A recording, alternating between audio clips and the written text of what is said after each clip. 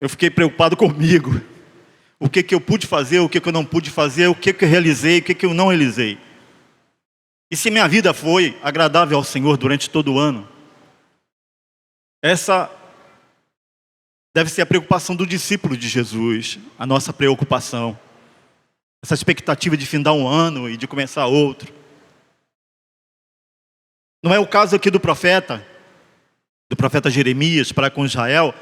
Não estavam findando um ano de 13º ano ou alguns anos ali para começar o outro, não era o caso. Mas parece que a palavra do profeta para o povo, a palavra de Deus via o profeta Jeremias para o povo de Judá, tem uma conotação para nós também aqui nesses dias, no século 21. Traz algumas lições. Nos fala também. A circunstância foi diferente. Só restava Judá.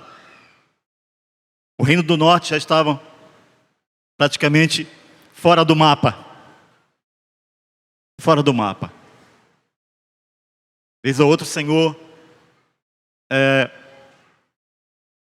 rompia a barreira do sonho e fazia assim aquele convite a Israel, ao reino do norte, para voltar para Ele. E a esperança era essa, e é do Senhor. Mas o fato é que o reino do norte já tinha ido embora, já estava fora do mapa. Tinha sido riscado do mapa. Muitas nações, amados, os irmãos estudam a palavra, a história também, a história, universal. Algumas nações desapareceram da face da terra.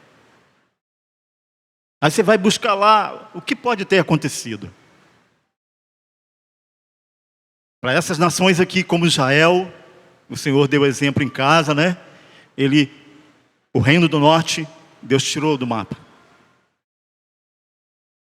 Agora Deus está num conflito, agora é com Judá com o Senhor. E o profeta Jeremias, no capítulo 8, no versículo 20, apenas no versículo 20, ele vai dizer assim: passou a cega, findou o verão, e nós não estamos salvos. Na NVI diz, passou a época da colheita, findou, ou seja, findou o verão, acabou o verão. Um tempo.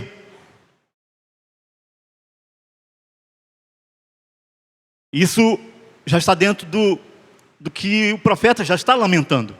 O profeta estava sabendo que as suas palavras, a sua advertência para com Judá, aqui no caso que é Judá, se tornou uma futilidade. E ele já no capítulo 7, ele já sabe, não vai ter jeito para Judá. Os apelos foram constantes. Os irmãos, se pegar do capítulo 1, todo o livro, há de observar os apelos que o Senhor fez para Judá voltar. Nós estamos há umas 50 horas e poucas, mais ou menos, 2 dias e pouquinhas horas, para o primeiro dia do ano de 2020. E aí, se os irmãos pensar, será que já passou a cega para mim, passou o verão? Será que o tempo passou para algumas coisas para mim? Eu sei que na idade já passou para alguns. Está passando, né? Há de passar. E o profeta lamenta aqui. Essa palavra, amados, eu posso ver na palavra do profeta, quando ele diz, passou a cega, findou o verão e nós não estamos salvos. E não foram salvos mesmo, não. Se formos olhando ao capítulo 52, nós podemos nos transportar para os livros de Reis e que a gente vai ficar sabendo que não foram salvos o povo. Tudo que foi feito foi perdido, se é que fizeram alguma coisa para com o Senhor. Agora, há uma lamentação aqui na palavra do profeta. Há também um desalento da parte dele. Esse homem sofreu, quem lê o profeta Jeremias sabe que ele chorava, né? Ele lamenta, ele chora. Ele se condói para com o povo de Judá, para com o povo de Deus. Aqui, o contexto histórico, os irmãos podem observar que não estamos aqui com as 12 tribos de Israel. Não é todo Israel.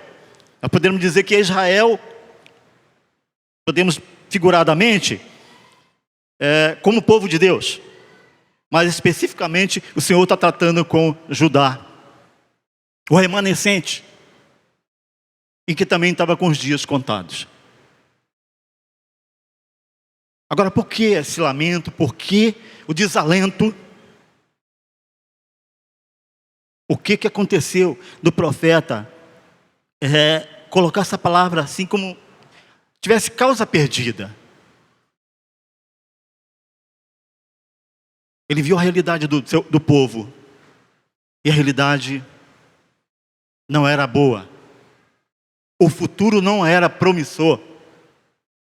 Não havia para o povo, pelo que o povo estava fazendo, parece que não havia luz no fim do túnel, no fundo do túnel, no fim do túnel para o povo se guiar. Eles não queriam. É possível que um de nós, se for fazer um balanço, acho que todo mundo faz um balanço, né? As indústrias, o comércio, as empresas fazem o balanço final, no final do ano.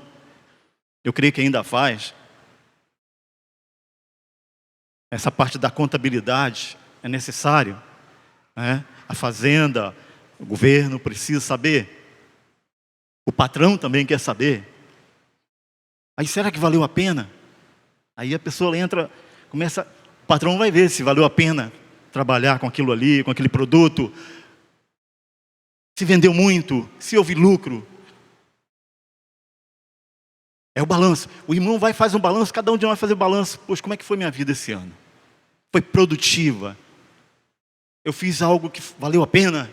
Eu construí alguma coisa? Aí o discípulo de Jesus vai um pouco mais além. Ele vai falar assim: como é que eu fui com Jesus esse ano? Fiquei devendo alguma coisa? Eu passei por cima de alguma coisa que o Senhor me deu a direção e eu não fiz? Acho que vale a pena essa retrospectiva na nossa vida, esse balanço.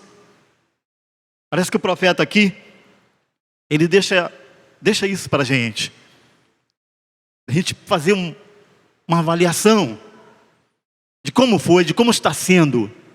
E se o Senhor permitir adentrar no 2020, como que será? Será que pode? Será que eu posso melhorar? Será que eu vou realizar? O que aconteceu? Que o profeta, a essa altura já do campeonato, dessa caminhada, do seu trabalho ali, o que aconteceu? Que ele já estava jogando a toalha, né? O que aconteceu? Que nós poderíamos até usar aquela expressão que hoje usamos aí, de vez ou outra eu vejo alguém, perdeu o time, né? Perdeu o tempo. Deixou passar. Amados, o povo, quase que literalmente, não tem essa palavra aqui, mas o povo se encheu do Senhor. É um pouco drástico, mas se você olhar no texto, é dramático você se encher de alguém. O povo se encheu do Senhor. Observem só o versículo 12 e 13 do capítulo 2. Dá uma voltinha aí atrás. Olha só. Essa é a palavra do Senhor. Essa é a avaliação. Essa é a palavra do Senhor avaliando o seu povo, os seus discípulos, seus filhos. Olha só o que ele diz: espantai-vos disto, ó céus, e horrorizai-vos, ficai verdadeiramente desolados, diz o Senhor, porque o meu povo fez duas maldades. Primeira, a mim me deixaram o manancial das águas vivas, de águas vivas. Segundo, e cavaram cisternas rotas que não retêm água. O povo rejeita o Senhor, se enche do Senhor.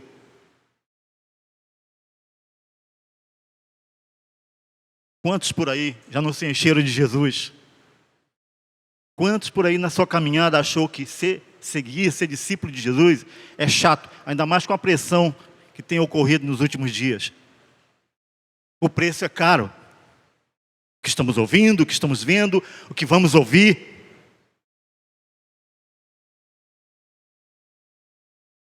Certa feita eu estava passando perto de um grupo e alguém disse assim: esse aí é pastor.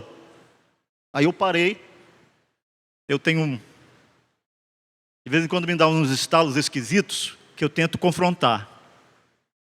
E o Senhor tem me ensinado que há certas situações que não podemos confrontar. Eu estou aprendendo as duras penas isto. Mas eu voltei. Aí eu falei: sou pastor, o que está vendo? Está tudo bem? Eu falei: não, o que a gente está falando aqui, que tem uma turma de pastor aprontando, fazendo.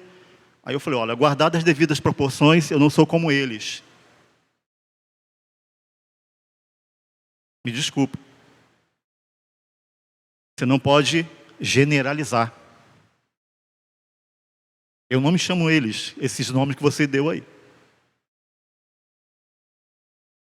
A pressão é grande para você ser discípulo de Jesus. Mas dizem que é na pressão que o ouro fica o melhor ouro, não é isso? É na pressão. É na pressão que a gente cozinha um bom alimento. Fica suculento, saboroso. O povo de Judá encheu-se do Senhor. Isso é palavra minha, mas é que eu posso ver no texto. Eles abandonam o Senhor, manancial de águas vivas. Os irmãos sabem que é um manancial de águas vivas, né?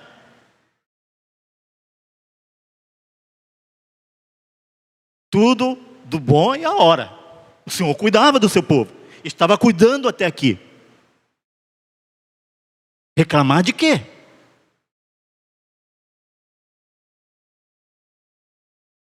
Quem sabe, talvez tenham sonhado, tenha dado alguma saudade lá, quando ouviram a história, de que lá atrás, preferiram escolher um rei, e acabaram se dando mal. De cara o Senhor permitiu um rei, que quase os levou para o buraco. O povo começou a se encher, a não querer o Senhor. Para quê? Para que eu quero Jesus? Qual a diferença na minha vida? É assim que alguns de nós, certamente, no balanço tem feito isto. Para quê? Para que ler Bíblia? Para que orar? Para que esperar no Senhor? Para que consultar ao Senhor? Se eu posso ficar noivo, se eu posso casar, o que Ele acha? Se eu posso fazer qualquer transação? Se eu posso viajar? Se eu posso comprar uma casa? Se eu posso construir uma casa? Para quê? Chega um ponto que o homem começa a se encher do Senhor. Muitos. Judá não foi diferente. Eles deixam o Senhor, e o pior, amados, isso é coisa de tolo. No versículo 12, no versículo 13 vai dizer, é coisa de tolo, você deixa o melhor e fica com o pior. Deixaram o manancial de água que nunca acabava, a provisão, os cuidados, sobre todos os aspectos, e começam a cavar cisternas rotas. Cisterna rota, não dá água. Para dar água no deserto, precisava ser muito bom, precisava escolher o lugar. Não era qualquer lugar que tinha água. Quem sabe, amados, se fizermos o balanço na nossa vida, a gente não está deixando o Senhor de mansinho, recorrendo às nossas cisternas, aos nossos próprios recursos, nossas próprias forças, nossos próprios braços, Era assim que Israel estava fazendo. Queria ficar independente.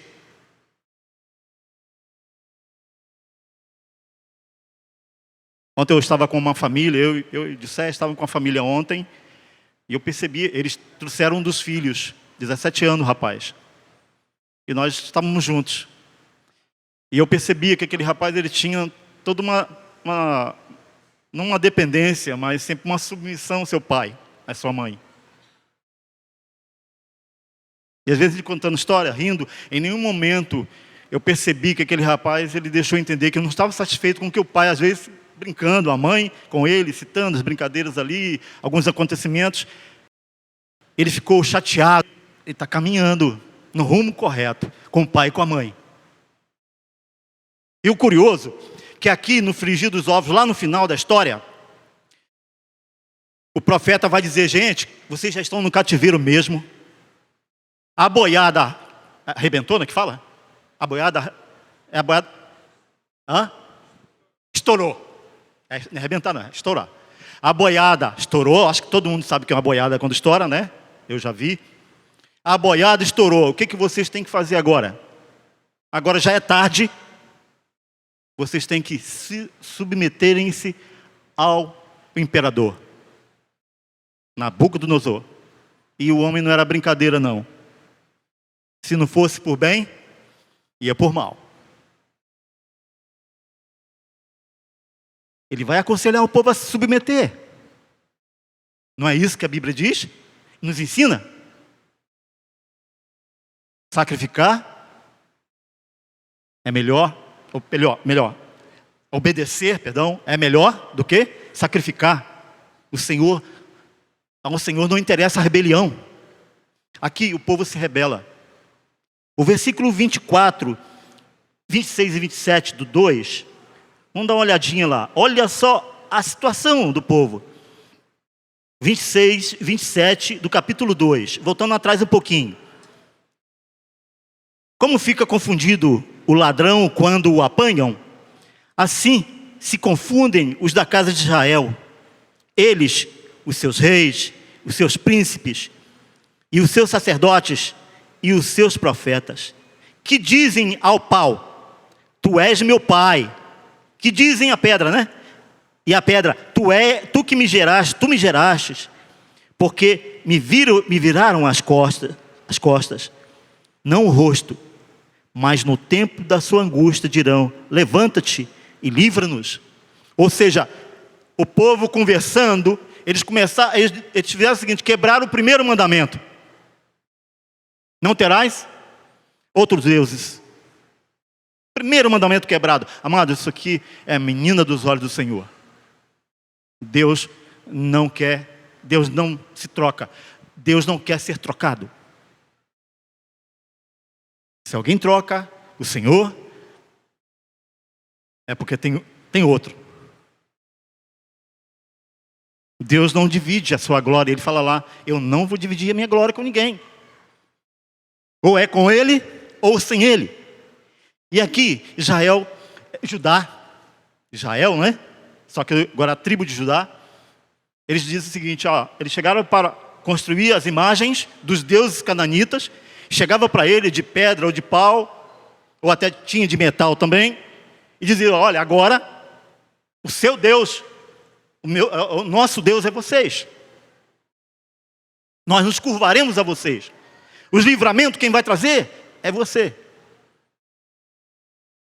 O Senhor estava justamente naquele momento sendo trocado. Amados, Salmo 42 vai dizer que um abismo leva o outro abismo. A partir desse momento, Judá está a passos largos e bem ligeiro para o cativeiro. E não foi boa coisa esse cativeiro babilônico. Por quê? Eles trocam o Senhor. Aí o que acontece? Um pecado leva a outro pecado. Um abismo leva a outro abismo. O efeito foi como um efeito dominó. Olha só. Praticavam sacrifício de criança. Olha só. E quando eles chegaram em Canaã, as nações que habitavam ali Porque Israel chegou na terra que o Senhor tinha dado para eles, prometeu para eles. E as nações que habitavam ao redor praticavam cultos que botavam a criança para assar. E Judá começou a aprender a praticar isto. E que suas crianças eram sacrificadas no vale de Rinom, ao sul de Jerusalém. Eles prestavam culto a Moloque. Então sacrificavam as crianças. Olha o ponto que chegaram. Olha a abominação de Judá. Eles chegaram a copiar. Eles estavam praticando o culto do povo daquela terra, que não temiam o Senhor.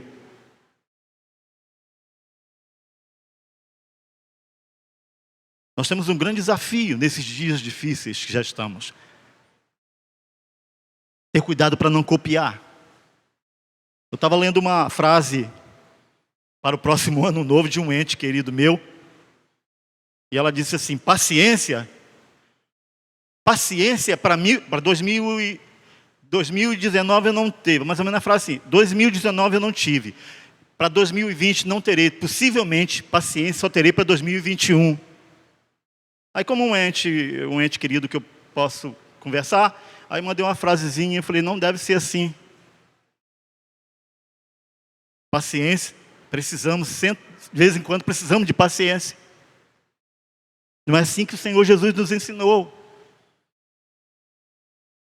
Então, o mundão que Deus criou não tem paciência, e os filhos de Jesus, discípulos de Jesus, filhos de Deus, não terão que ter paciência?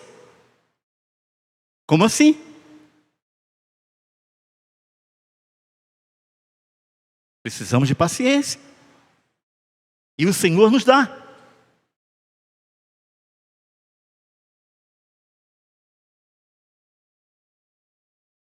Israel, Judá. Estou falando muito de Israel, né? Porque pensando neles como um todo, mas aqui no caso específico, Judá estava praticando seus cultos, copiando o que o povo fazia que não agradava a Deus. Os cananitas ali, os vizinhos da terra. Tem muita coisa aí fácil de copiar, amados. A música. Quero dar um exemplo, porque isso aí persegue muitos de nós.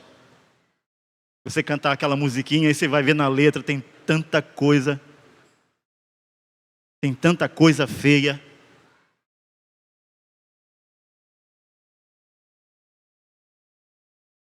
Outras coisas da nossa cultura. Precisamos ficar alerta com a nossa cultura. A nossa cultura é a cultura de Jesus. Você dá uma olhadinha na história do povo de Israel, de Judá, né? Tempo de Jesus, tem muita coisa da cultura que era boa, tem muita coisa boa da cultura. Mas tem muita coisa da cultura, principalmente, é um caso que não convém a discípulos de Jesus. Todas as coisas me são lícitas. Mas, aí o apóstolo vai falar, mas nem todas. Não podemos esquecer desses detalhes, amados, quando percorrermos por aí. O Judá aprendeu a sacrificar suas crianças, a aplacar a ira dos deuses. Uma das coisas que eles faziam, que eles aprenderam a fazer, ficaram exímios nisto, foi sacrificar a criança para que a colheita fosse próspera. Olha só a que ponto chegaram.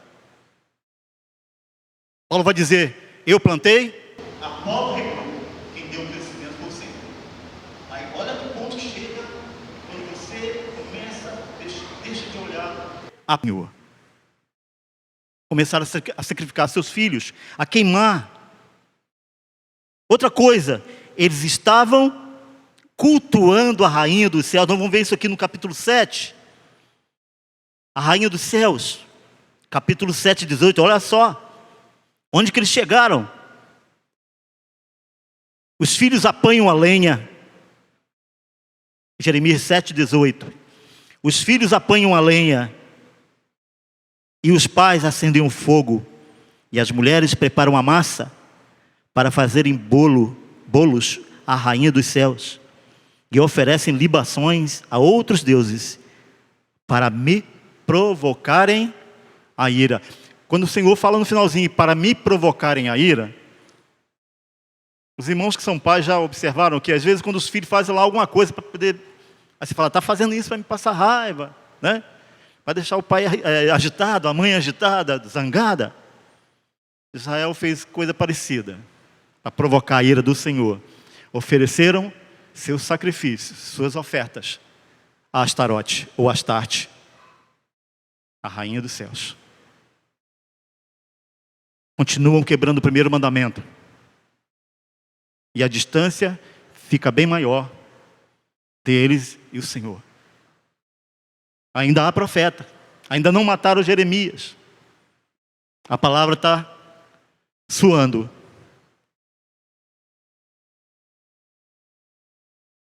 Se tornou um povo corrupto, amados.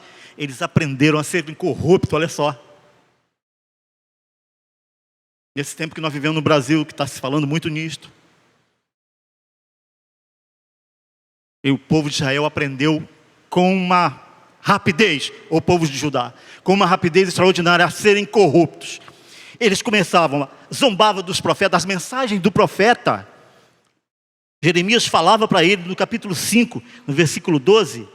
Olha só como é que eles se tornam sarcásticos, zombadores, que aliás Jesus disse que é uma das evidências dos homens nos últimos dias, é ser sarcásticos, zombadores, escarnecedores. 5:12, olha o que vai dizer. Negaram ao Senhor e disseram, não é Ele, nem mal nos sobrevirá, nem veremos espada, nem fome. E até os profetas serão como vento, porque a palavra não está com eles. Assim se lhes sucederá. Eles não, até a palavra do profeta era mentirosa para eles.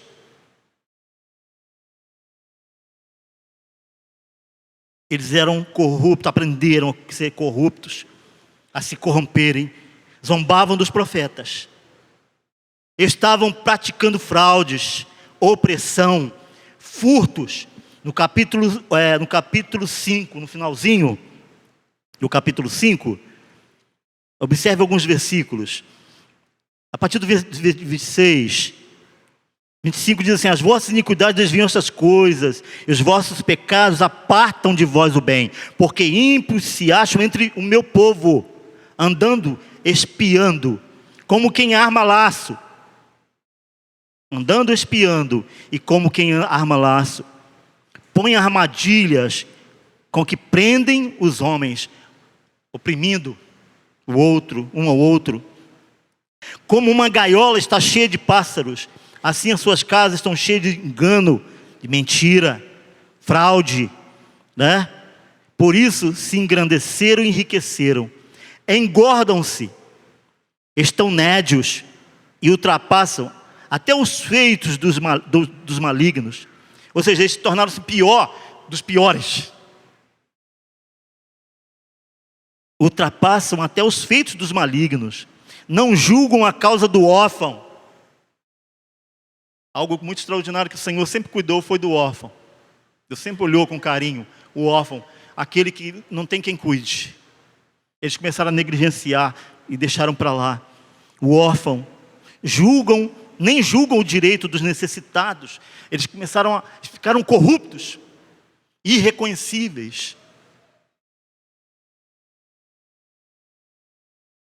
Satisfeito com a corrupção, o versículo 30, 31 vai dizer, a coisa espantosa e horrenda se anda fazendo na terra. Agora o versículo 30, do capítulo 5. Os profetas profetizam falsamente e os sacerdotes dominam pelas mãos deles. E o meu povo assim o deseja. Mas que farei? Mas que farei ao fim disto? O que eu vou fazer no final das contas? Eles estavam gostando de serem conduzidos à mentira e à falsidade. Olha só, a que ponto, a que lástima, a que degradação moral eles estavam chegando. A verdade Não valia mais a pena. A mentira, sim. A falsidade, sim. Amados, isso tudo aqui eram facetas da vida diária do povo de Judá nesses dias. E então o profeta vai já no desalento da sua desalentado pelo resultado da sua mensagem. Certamente ele sabia, tinha consciência da futilidade da mensagem sua para com o povo, o que se tornou, né, aos ouvidos deles.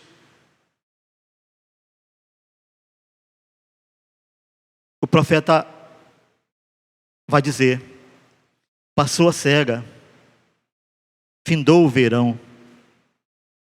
Essa palavra findou, no hebraico, vem da palavra kalá, que significa algo que experimenta seu término.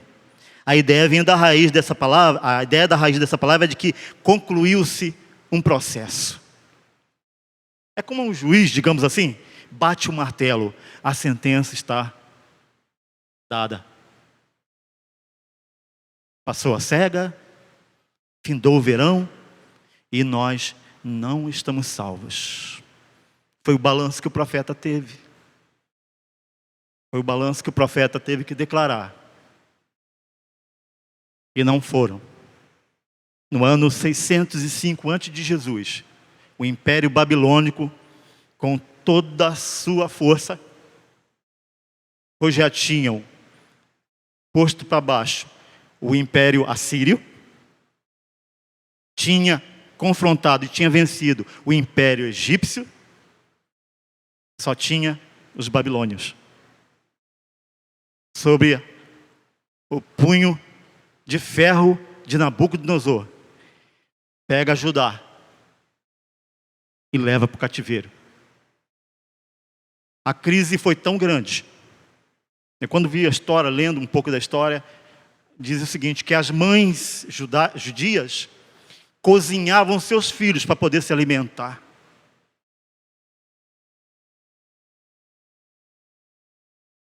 Crianças e velhos fracos ficaram para trás em meio aos escombros de Jerusalém.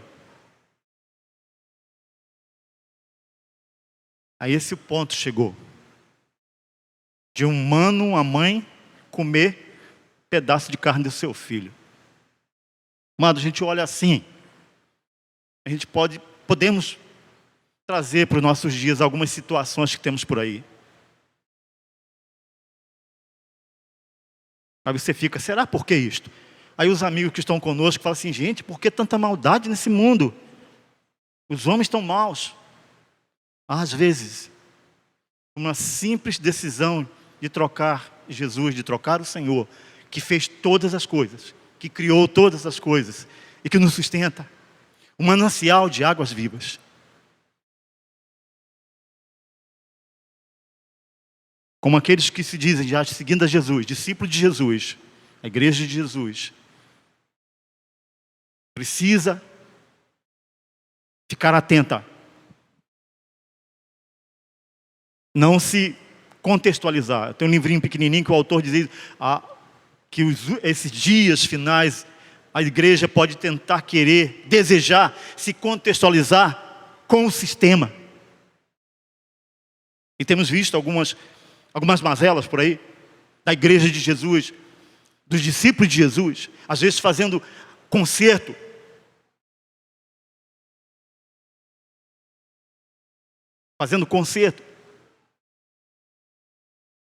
Com coisas que não tem nada a ver com Jesus. Estava conversando com um jovem essa semana e ele, sobre namoro, ele interessado em saber. Eu dizia, rapaz, vou te dizer uma coisa, você pensa duas vezes numa moça que não é de Jesus.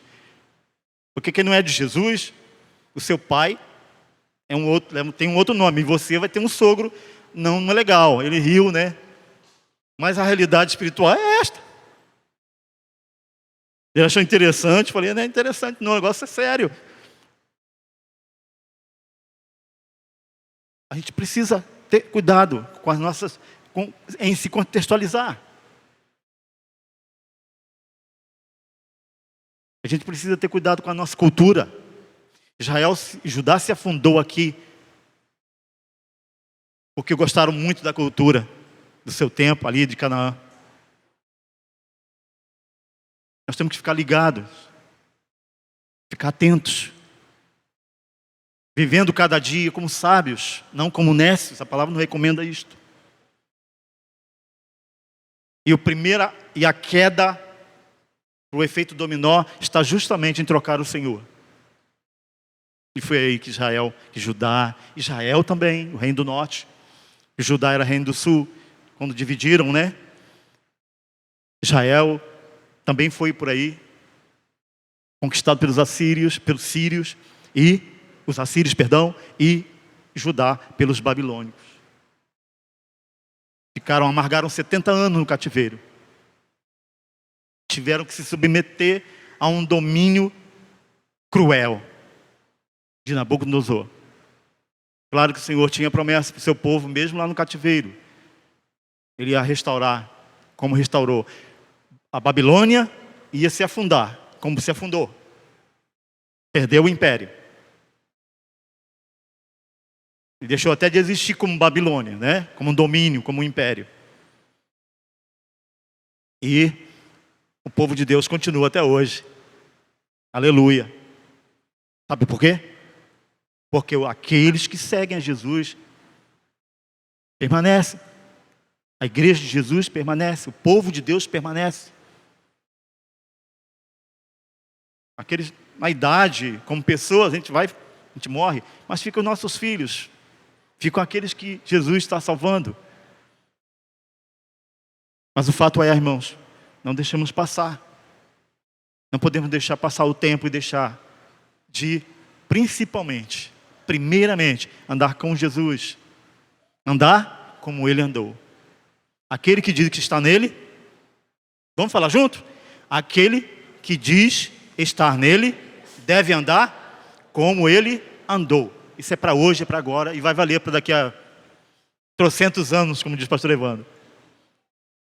Amados, que o Senhor Jesus nos abençoe.